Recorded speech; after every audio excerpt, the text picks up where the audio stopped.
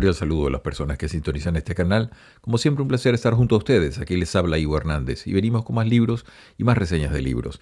Hoy tenemos un libro que probablemente usted no haya oído, no conozca de él. Sin embargo, nos va a centrar en un tema sumamente importante que nos permite entender buena parte de la historia de Europa, de España específicamente, pero de Europa también y del llamado Nuevo Mundo. ¿Por qué no decirlo? Del siglo XVI y el siglo XVII. Vamos a hablar de una figura muy curiosa que se fue generando o se fue gestando en la medida en que España pasó de ser un reino fragmentado, prácticamente cerca del fin de la tierra, como se le decía, cerca de Finisterre. Ese reinito pequeño, fragmentado allí, con una cantidad de príncipes que se sucedían y que tuvieron una cantidad de problemas para sacar a los musulmanes de esa península y todo ello, de eso a lo que fue una potencia hegemónica en Europa durante un buen tiempo y también en gran parte del mundo. Es ese reino que va a tener que adaptarse a ser potencia en muy poco tiempo y que por ello mismo va a generar una cantidad de instituciones que son muy interesantes desde el punto de vista político. Vamos a hablar de esto. Fíjense ustedes, ahí está el libro.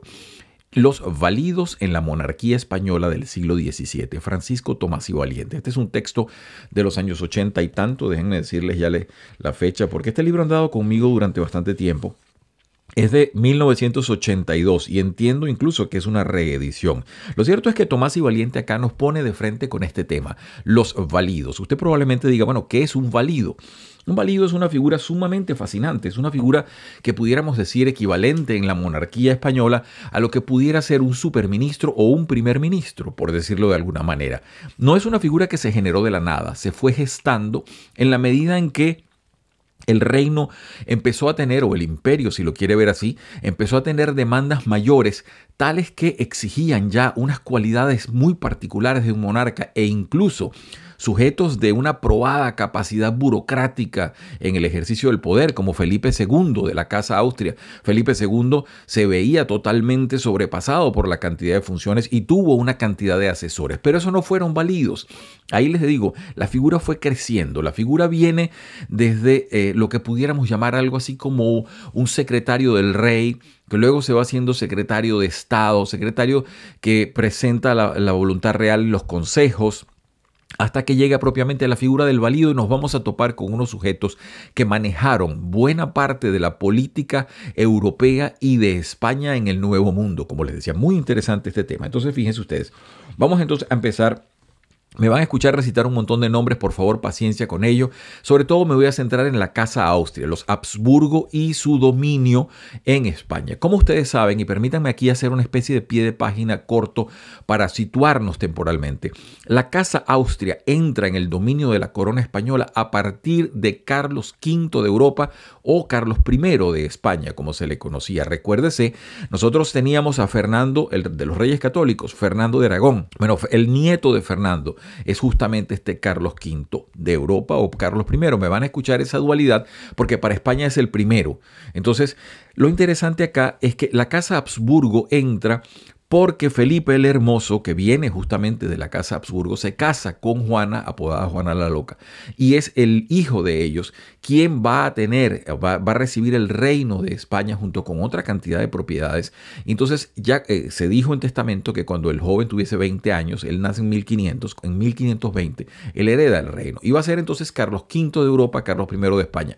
Ese sujeto le va a tocar en heredad un imperio gigantesco y una cantidad de bienes enorme, y él va a ser en sí mismo también la corporización de una España muy distinta a la que, por ejemplo, tuvo que manejar su abuelo, porque ya era una España que tenía potestad y fuerza durante mucho tiempo y en muchos territorios. Ahí vamos a ver los tercios españoles, el primer ejército profesional, haciendo ya faena dentro de Europa y siendo muy temidos por la profesionalización, repito, de ese ejército. Y es Carlos V quien va a empezar a coagular en sí mismo y va a empezar a necesitar cada vez más de la ayuda de estos sujetos. Él va a tener en particular un secretario que se va a llamar, lo tengo anotado porque los nombres se me escapan acá un poquito, Francisco de Cobos. Es el secretario del rey, es un sujeto que va a estar muy cercano a él y que nos lo presenta valiente. Pero vamos primero con esos reyes. Los reyes. Les digo, primero tenemos a Carlos I o Carlos V, luego viene su hijo. Fíjense, los voy a colocar acá en pantalla para que lo podamos ver rápidamente. Fíjense, aquí está. Los reyes de España de la Casa Austria, o la familia Habsburgo, pues si lo quiere ver así, o la dinastía Habsburgo. Carlos I o Carlos V de Europa, fíjense, ahí están las fechas natales y de muerte, 1500 a 1558. Luego le sucede su hijo, Felipe II, 1527-1598. Felipe II va a ser ese sujeto en cuyo reino van a pasar cantidad de cosas. Ese es el hombre de la Armada Invencible que se va contra Inglaterra, entre muchas cosas. Ese es el hombre que decía, en mi reino no se pone el sol, porque va desde las Filipinas hasta los reinos, hasta las conquistas en la América. Entonces, imagínense el tamaño. Luego viene Felipe III. Y aquí estaríamos hablando ya de los Austrias menores. Le vamos a sustanciar por qué se les dice así. 1578-1621. El sujeto vive poco, 39 años, como pueden ustedes ver allí. Y es una vida, bastante problematizada. El sujeto muere arrepentido. Él sí va a tener un valido, propiamente hablando. Y a partir de él, ya se sucede entonces la dominación de estos sujetos.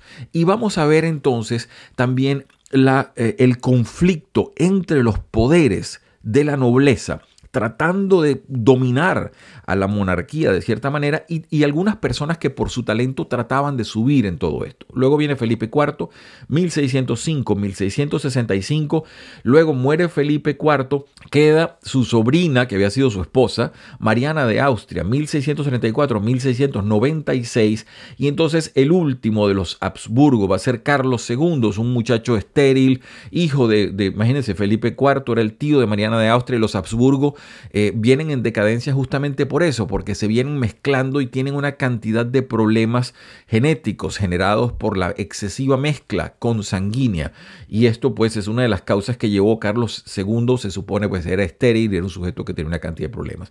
1661-1700, luego de su muerte se suceden las guerras de sucesión y entonces entrarían posteriormente la dinastía de los Borbones que vienen de Francia. Eso es una cosa distinta y no ocupa a este tema. Entonces, como pueden ustedes ver, ahí tenemos la Casa Habsburgo. Les decía, Carlos I tiene un hombre de confianza, un sujeto que lo nombramos Francisco de Cobos. Francisco de Cobos va a ser el hombre de confianza que ayuda a gestionar gran parte de las cosas, pero él no va a ser un válido, él no va a ser ni con mucho una persona que va a representar al rey más allá de lo que el rey le permita, simplemente así. En el caso de Felipe II va a tener una cantidad de consejeros, es un sujeto que desde el Palacio del Escorial manejaba una burocracia enorme. Y la burocracia, fíjense, esa palabra importante, va creciendo en España. Ya no hay que administrar 4 o 5 provincias internas, sino provincias ultramarinas, lugares en Europa que eran lugares de dominio, gran parte de Italia, en fin. España siendo una política continental, y todo tuvo que generarse y prepararse en cuestión de, dígalo usted, 50, 60 años, ¿no? Prepararse para dominar esa cantidad de personas y de territorio. Luego, les digo, Felipe II va a tener una serie de consejeros, ya se los voy a nombrar. Viene Felipe III. Felipe III va a inaugurar la figura del valido. Entonces, sí va a haber esa persona que va a ser un plenipotenciario representante del rey. El primero de ellos va a ser el duque de Lerma. Felipe III va a generar incluso unos documentos. Hay un documento que es fundamental, que es una cédula en 1612, en donde el rey cede, y es prácticamente su primera acción de gobierno, ceder todos los poderes a este sujeto para que lo represente como si fuera él mismo. Entonces la firma de Lerma va a tener el mismo valor de la Casa Real. Imagínense ustedes lo que estamos hablando. Eso tiene significaciones políticas muy interesantes, no todas tan sencillas como puedan parecer. Hay historiadores que dicen, bueno, el sujeto simplemente era débil de carácter, era un sujeto vicioso, era ludópata, dicen algunos, en fin, hay acusaciones diversas. No es tan sencillo. El valido va a tener una polivalencia dentro de su actuar que le va a justificar incluso como una decisión inteligente. Ya vamos a ver un poquito por qué. Felipe III va a tener el duque de Lerma. Esos sujetos, los validos, Por lo mismo de que estaban tan cerca del poder, podían caer en desgracia. Es el caso de Lerma y le sucede a su hijo, el duque de Uceda. No va a ser por mucho tiempo porque Felipe III muere. Al entrar Felipe IV, hay una figura de traslación allí que va a ser Zúñiga. Zúñiga va a estar un poco de tiempo, pero de inmediato entra el conde duque de Olivares, que va a estar con Felipe IV durante aproximadamente unos 20 años. Va a ser una figura, como decía uno de los grandes biógrafos de él, Gregorio Marañón. Marañón le decía el sujeto que anhelaba el poder, ¿no? Este conde duque de Olivares, llamado Gaspar, va a ser un sujeto que va a coagular la política española y la va a manejar durante mucho tiempo. A mi modesto juicio no de la mejor manera, pero están los resultados para ser juzgados. Usted lo debe recordar porque Velázquez lo retrató, creo que 2 veces por lo menos. Hay una muy célebre pintura donde sale el conde duque de Olivares montado en un caballo, un sujeto rollizo arriba de un caballo bastante gordo también que está relinchando. Eso está en el Museo del Prado. Y hay otro retrato ahí muy bien hecho con esa maestría de Velázquez. Y es esa España que, repetimos, en un siglo prácticamente mutó en un completo imperio muy distinto de aquel país que venía desde la Edad Media y que tuvo que a trancas y a barrancas, casi sin pasar por un renacimiento, lanzarse a un barroco forzado y a una situación muy interesante, para la cual hubo que generar, repito, instituciones y todo ello.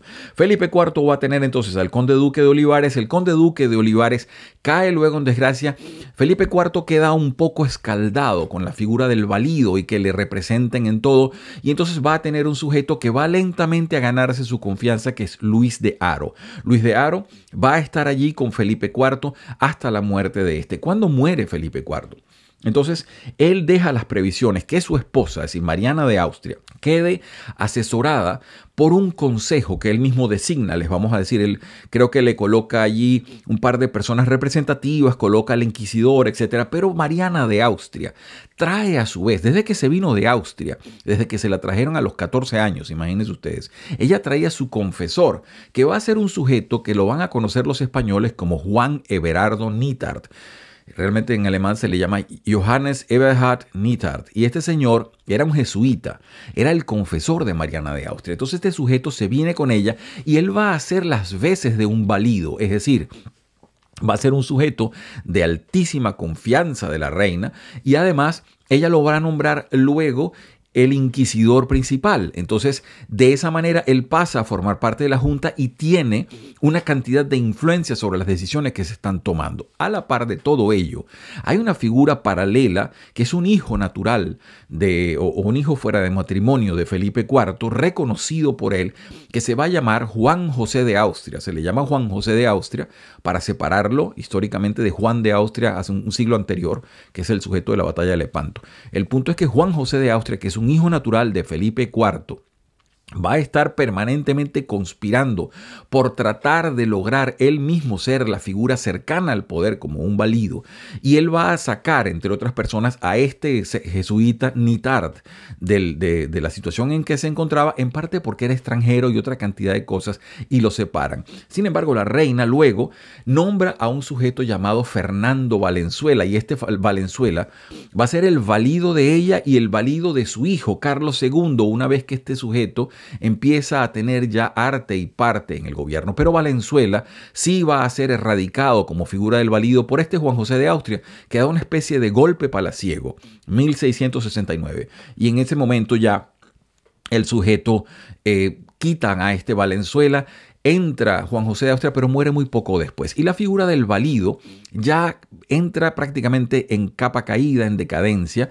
Y después de Carlos II, que muere muy joven también, a los 30 y tantos años, este sujeto con cantidad de enfermedades internas y todo aquello, el sujeto no va a tener más tiempo valido, y luego de ello ya los Borbones traen otra fórmula institucional distinta a lo que se vivió en estos momentos. Entonces, ¿por qué les digo aquí? Porque hay mucha tela que cortar en esa lista. Permítanme nuevamente hacerle foco en la lista que copié para que veamos los consejeros de confianza primero y los validos de cada rey. Fíjense, los pongo en cámara, fíjense. Ahí tienen. Carlos I, Consejero de confianza.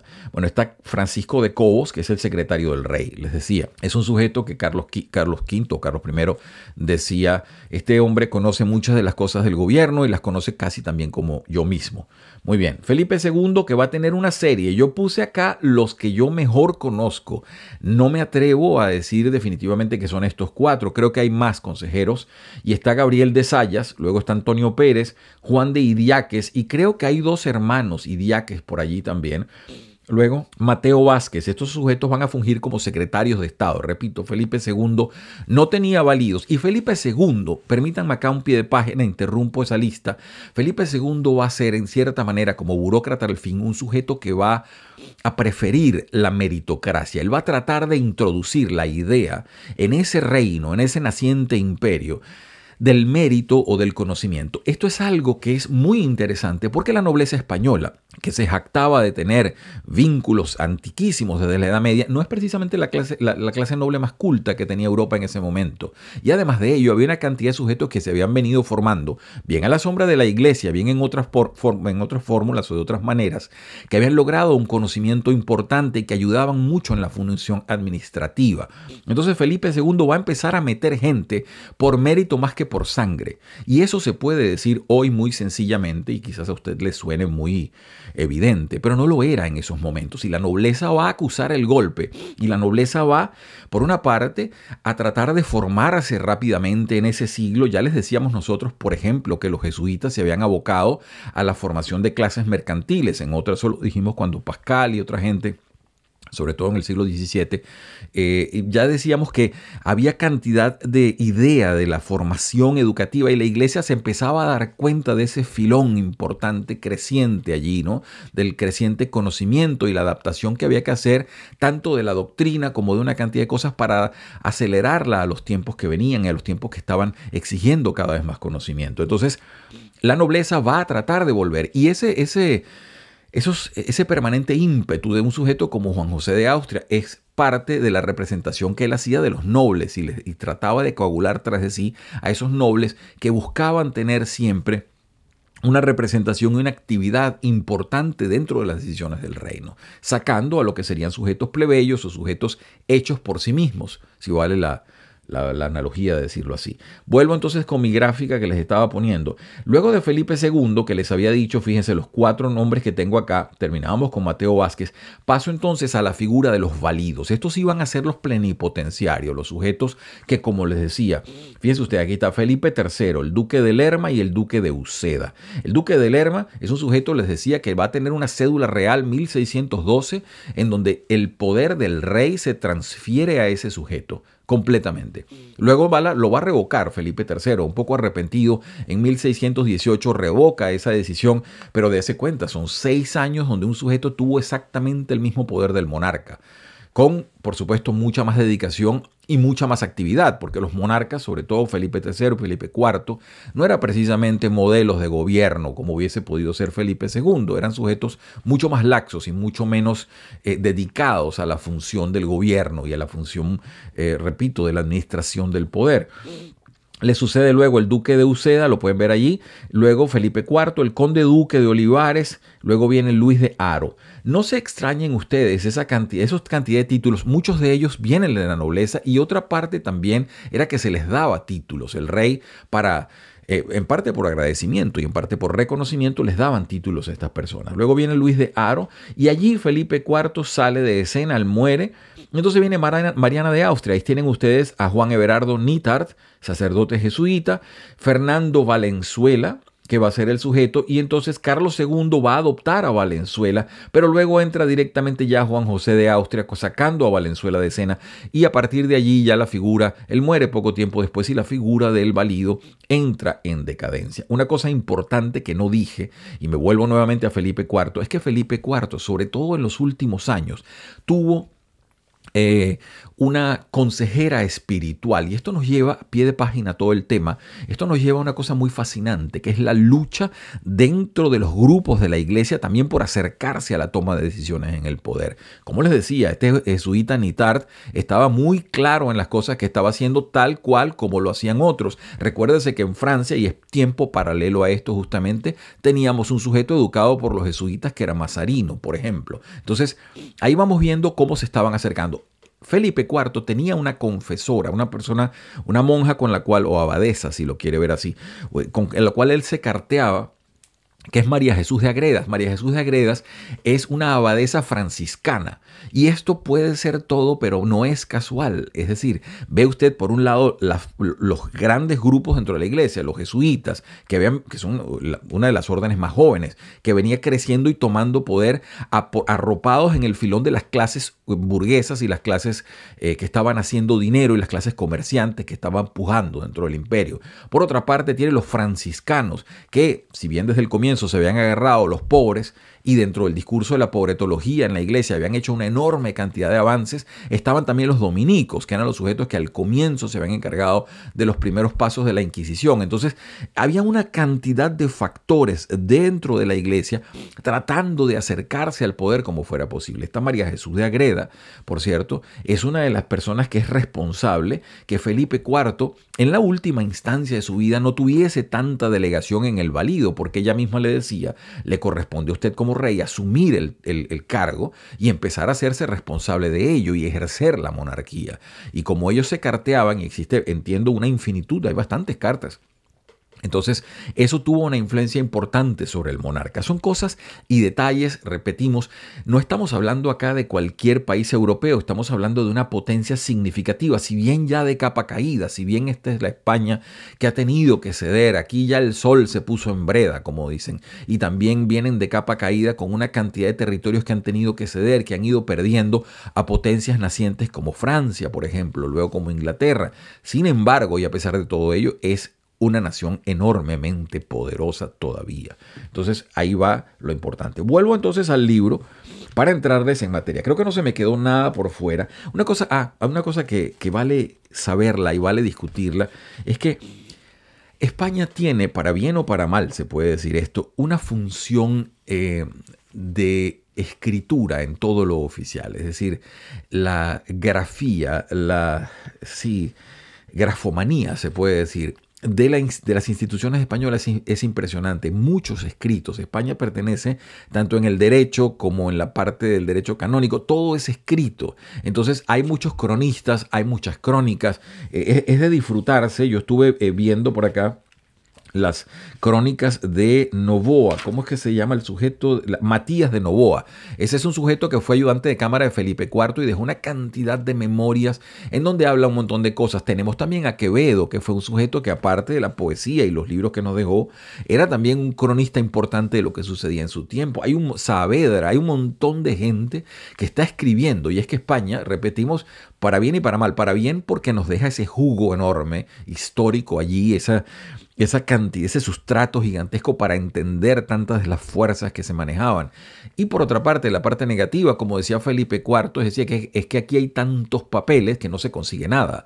Y es que justamente la burocracia fue creciendo y España fue necesitando de archivos y archivistas cada vez más, porque todo proceso era escrito. Entonces había mucho que anotar, mucho que guardar.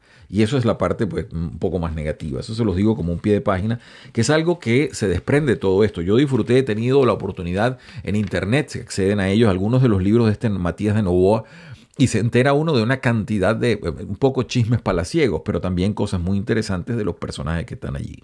Anoté alguna cosa aquí, que esto de los secretarios del rey, también si usted se pone a ver, bueno, de dónde viene esa figura y la preponderancia que llegó a tener en unos momentos en la Edad Media, eso viene desde los reinos de Castilla. Yo puse acá algunos antecedentes de gobierno por figura interpuesta. Hay casos del Juan II de Castilla, Enrique IV de Castilla también.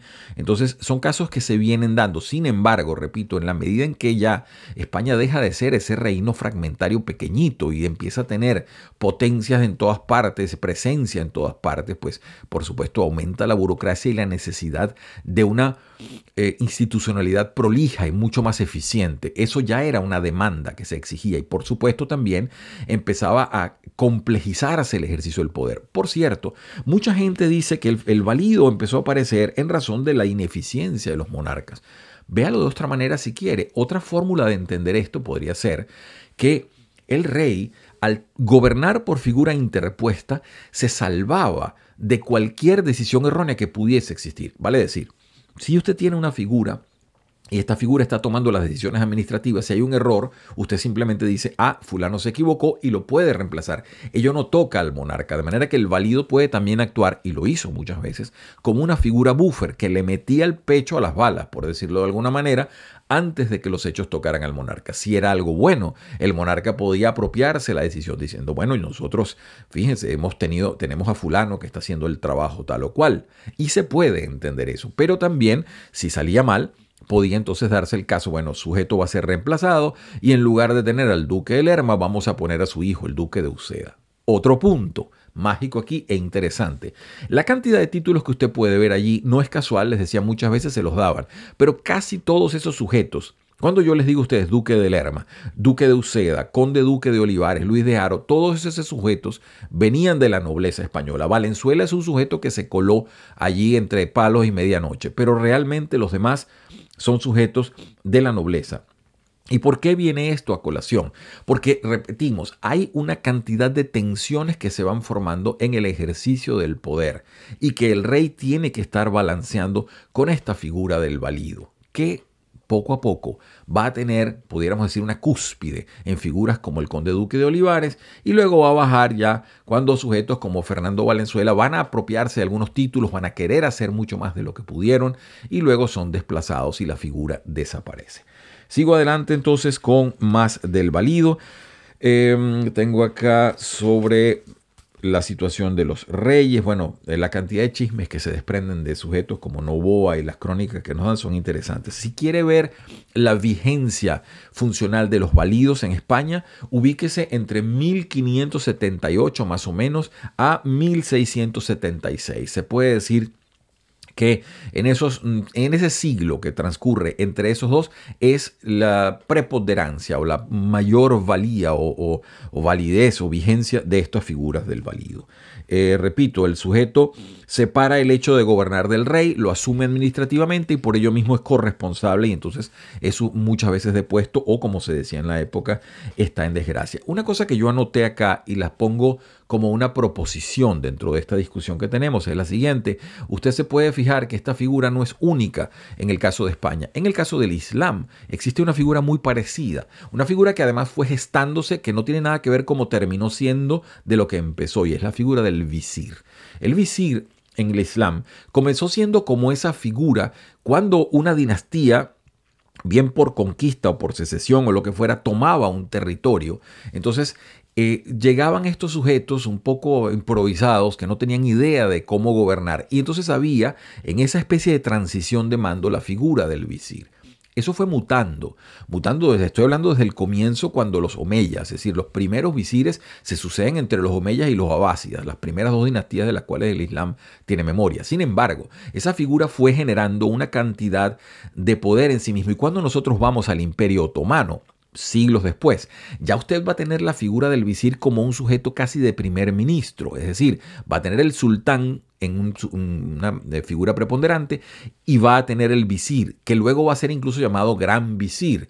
Y luego decimos, es ese sujeto que coagula una cantidad enorme de poder administrativo de tal manera que el monarca pueda abrogarse las decisiones apropiadas y correctas. Y si algo sale mal, bueno, eso fue el visir y que se equivocó. Entonces podemos ver que, por supuesto, la semejanza, tómela usted con mucha cautela, no es una semejanza directa, pero sí se puede ver que el ejercicio del poder monárquico absoluto va requiriendo de ciertas figuras y ese es el caso del valido, como lo tenemos acá.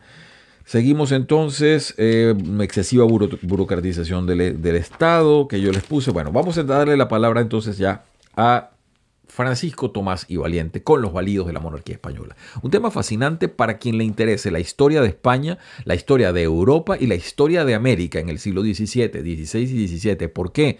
Porque estos sujetos tenían que ver con toda la administración de ello. Es decir, todo lo que las decisiones de los virreyes, de los dos virreinatos que tenían los Habsburgo en la Nueva América. Estoy hablando virreinato Nueva España y el virreinato en Perú. Entonces, todo eso, esas decisiones eran tomadas de acá, desde estos validos, que eran el receptor primero de todo lo que estaba sucediendo. Voy a darle la palabra, repito, acá. En el comienzo ya él plantea el tema muy claramente. Permítanme que les lea esta parte donde dice así: la continuidad de los validos. Fíjense ustedes, es muy interesante tener estos parámetros temporales. La muerte de Felipe II marca el fin de una época, dejando a un lado otros terrenos en los que también se manifiesta el cambio de rumbo y de ambiente, de la sobriedad al lujo cortesano, de la doble guerra con Inglaterra y Flandes al pacifismo. El reinado de Felipe III representa el tránsito del régimen personalista encarnado en Felipe II al de privanza, valimiento y favoritismo. ¿Qué nos están diciendo allí? Bueno, que Felipe II trató como un burócrata duro de personalizar en él. Él tenía esos consejeros, pero al final las decisiones las tomaba él, cual no era el caso de lo que sucedía en lo que estamos viendo con Felipe III o Felipe IV. Sigo adelante. Dice, aunque es cierto que ya en el siglo XVI el amiguismo, o como se le decía entonces, la privanza, era el sistema normal para repartir los oficios cortesanos, en aquella época los más altos cargos de la corte se entregaban a los mejores, Carlos V y Felipe II, al margen de cualquier preferencia personal y transitoria hacia algunos personajes, procuraron designar siempre para los puestos más importantes a sus más aptos colaboradores y, por supuesto, no abandonaron nunca en manos ajenas la dirección de la política y el gobierno. Ahí tienen ustedes claramente lo que les estaba diciendo. Se está planteando un hecho meritocrático y con ello el ascenso de clases mercantiles o clases que no siempre tienen que ser de la nobleza. Recuerde, si usted tiene que hacer un mapeo forzoso de los grandes sectores en ese momento en términos de poder, usted tendría la monarquía, tendría los nobles y tendría el clero. Hay una masa de personas allí dentro de las cuales va fragmentándose un grupo que empieza a tener ya agencia con los negocios que va generando, sea con la corona o con otros, como se pueda hacer, porque estamos hablando de una época donde regía el mercantilismo que era bastante estricto, pero en todo caso empezaban a gestarse fortunas de personas que tenían ya dinero cuantificable y entonces empiezan a tener aspiraciones políticas. Algunos de ellos se formaron, algunos de ellos pasan entonces a tener acción en la decisión de gobierno. Sigo adelante. Dice acá nuevamente, estoy en la página, para darles una medida, página 5. Pero Felipe III, desde los primeros días de su reinado, entrega el mando de la monarquía a su privado y favorito, el duque de Lerma.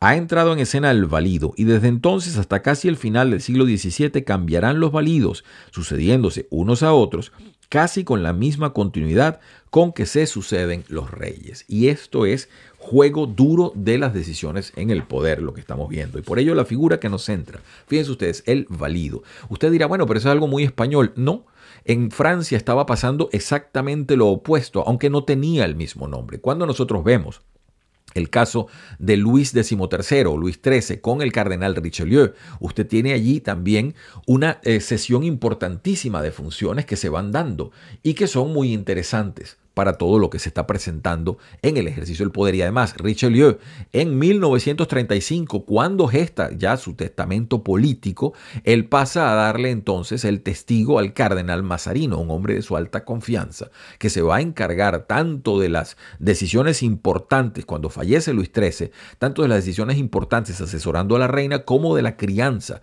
del jovencito Luis XIV. Todo ello muy interesante. Hay, pues, como podemos ver, una correspondencia interesantísima, tanto en el caso de Francia, una potencia también que va reforzándose y creciendo y que va luego a tener también dominios ultramarinos y una cantidad de presencia mundial, y el caso de España. Muy interesante esto de la monarquía absoluta y los atenuantes, como puede ser el caso de la figura del valido, o el primer ministro, o el ministro consejero, usted llame como mejor le parezca. Seguimos adelante. Tengo acá la situación dice, la sucesión de Olivares, estamos hablando con Felipe IV, bien, luego viene Luz de Haro, hay muchísimo, este es un libro muy técnico, Disculpen si les ahorro muchas partes, pero esto es un libro escrito por un historiador y entonces es metodológicamente muy riguroso. El profesor Tomás y Valiente no cede, él es fuerte en cuanto a que trata de hacer su punto usando las mejores fuentes a las cuales él tiene acceso y nos da toda una presentación del tema, lo cual lo hace para el lector no muy entrenado en tema histórico que se sienta un poco repetitivo sobre la idea, pero es que trata de fundamentarla claramente. Dice en la página 18 lo siguiente, fíjense lo interesante. Aquí estamos hablando del momento cuando Felipe IV muere. Les decía, Felipe III gobierna con el Lerma, el duque de Lerma, el duque de Uceda. Y luego en el hecho de muerte él se arrepiente y sale con una frase como, si yo pudiera volver a gobernar, qué distinto lo haría. Bueno, el sujeto la verdad tenía una cantidad de defectos en cuanto a personalidad bastante marcados. No fue el mejor gobernante que ha tenido España ni con mucho. Y Felipe IV, que también tuvo una vida bastante disipada en otros términos, cuando va a morir se preocupa porque queda solamente un hijo y es un muchacho que tiene muchísimos problemas, va a ser llamado Carlos II.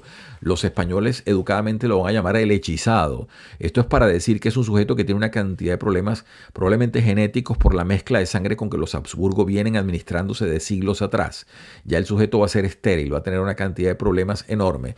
Y entonces Felipe IV, en lecho de muerte, se preocupa y dice aquí lo siguiente en la página 18. En su testamento, el rey nombró tutora del príncipe Carlos II, a la reina madre, doña Mariana de Austria, ¿no? Esa es la sobrina de él con quien se lo habían casado, hasta que aquel cumpliera 14 años y dispuso que durante tal periodo la reina atendiera consultas, memoriales, cartas y otros cualesquiera papeles, y que los remita a la junta que quiero y es mi voluntad se forme, y concurran en ella el que es o fuere al dicho tiempo presidente del Consejo de Castilla, el vicecanciller o el que presidiere en Aragón, el arzobispo de Toledo, el inquisidor general y el grande que yo dejare nombrado en un papel que quedará con este mi testamento o en el codicilo que hiciere. Entonces fíjense las disposiciones que hace él. El sujeto se ve ya en trance de morir y dice, bueno, la reina queda con el niño pequeño, entonces yo voy a hacer una junta y dice, entonces fíjate, muy interesante la arquitectura de fuerzas, ¿no? Pone de inmediatamente el presidente del Consejo de Castilla, el vicecanciller o quien preside en Aragón, ya por ahí los dos grandes poderes basales de la corona, ¿no? El arzobispo de Toledo, el inquisidor general y otros grandes, los grandes es decir noble en España, los grandes quiere decir los nobles, que yo voy a dejar en un sobre. ¿Qué va a hacer esta Mariana? Esta Mariana de Austria se había traído su confesor, repetimos, desde allá de Austria se trajo a ese sujeto Nithard. Entonces Nithard, ella lo va a nombrar inquisidor general para tenerlo en ese consejo y el sujeto cada vez más se va a ir acercando a la toma de decisiones. Ello va a provocar enorme irritación tanto en los sectores nobles que lo ven como un advenedizo, como también en las personas que ven que es un extranjero. Todo ello va a coagular en que el sujeto lentamente sea separado del cargo y entonces va a tomar fuerza un sujeto nuevo que es un plebeyo, que es un sujeto que no viene tampoco de la nobleza, que va a ser este sujeto Valenzuela. Sigo adelante. Una cosa que dice acá, una reflexión muy interesante que pone el profesor Tomás y Valiente, la dice en la página 23. El caso es que Nithard es el primer valido depuesto contra la voluntad real por la fuerza de don Juan de Austria y por la fuerza de la opinión. Es decir, todos los otros validos, fíjese, a Felipe III, con todo y lo pobre que puede haber sido como rey o como monarca en cuanto a su dedicación, usted no le hubiese podido mover al duque de Lerma o al duque de Uceda si él había decidido nombrar los validos. Lo propio con Felipe IV. El conde duque de Olivares gozaba de la voluntad real y así la administró durante 2 décadas. Luego viene Luis de Haro y nadie se atrevía. Sin embargo, ya Mariana de Austria, una persona un poco más débil, mucho más voluble, más fácil de manejar. Juan de Austria, que era este sujeto que estuvo conspirando permanentemente y agrupando distintas voluntades de parte de los nobles, sí le quita al consejero mayor, que es Nithard, y le obliga entonces a mover su voluntad en otro sentido. De manera que ya eso indica, en términos del juego de poder, cómo hay una inflexión de debilidad de parte de la Casa Real, no de la parte de los monarcas. Sigo adelante. Dice aquí lo siguiente. Bueno, estamos hablando de la figura de Valenzuela. Hay una parte donde hablan, aquí está, sí, justamente, porque este sujeto viene, repito, no es de la nobleza, y dice lo siguiente en la página 24. Dice: Valenzuela había nacido en Nápoles en 1636, hijo de padres andaluces. Llegó a Madrid en 1659. después de haber sido paje del virrey de Sicilia, el duque del Infantado. En 1661 se casó con una de las camareras de la reina y ésta, el 23 de octubre del mismo año, lo nombró caballerizo suyo, pasando a ser primer caballerizo en 1673, además de introductor de embajadores desde 1671 y poco después superintendente de las obras de palacio. Este sujeto pues se fue abriendo camino, quién sabe con qué artes y peripecias, pero lo cierto es que, como ustedes pueden ver, no pertenece a ninguna de las casas reales, no pertenece a ninguna de las casas nobles. Y va logrando una acumulación de poder. Ello también va a forzar la irritación de sujetos como este Juan José de Austria, que va a estar en permanente caso de conspiración. Y Valenzuela pues no las va a tener consigo en ese sentido. De manera que ahí vamos a ver nuevamente eso, es esa lucha de clases que se va gestando en ese imperio por el favoritismo real, pero también una casa real mucho más debilitada, mucho más venida a menos con esta señora Mariana de Austria y luego con su hijo, que va a ser un sujeto sumamente débil y voluble al ejercicio del poder, pues nada que comparar con sus antecesores o sus ancestros directos, un siglo anterior a todo esto. Sigo adelante, está acá lo siguiente, el valido, bueno, está cercano al rey. Yo creo que el tiempo está un poquito contra nosotros, permítanme ver. Sí, no los voy a botagar ya con demasiado. Estamos hablando sobre el secretario de Estado. Fíjense una cosa interesante. Él habla acá, en la página 46, uno de los capítulos habla un poco de la evolución del valido, cómo se va dando desde esa figura que va siendo una especie de secretario del rey, luego secretario de Estado, etc. Y dice lo siguiente en la página 47. El secretario de Estado es el hombre que conoce todos los problemas de la monarquía.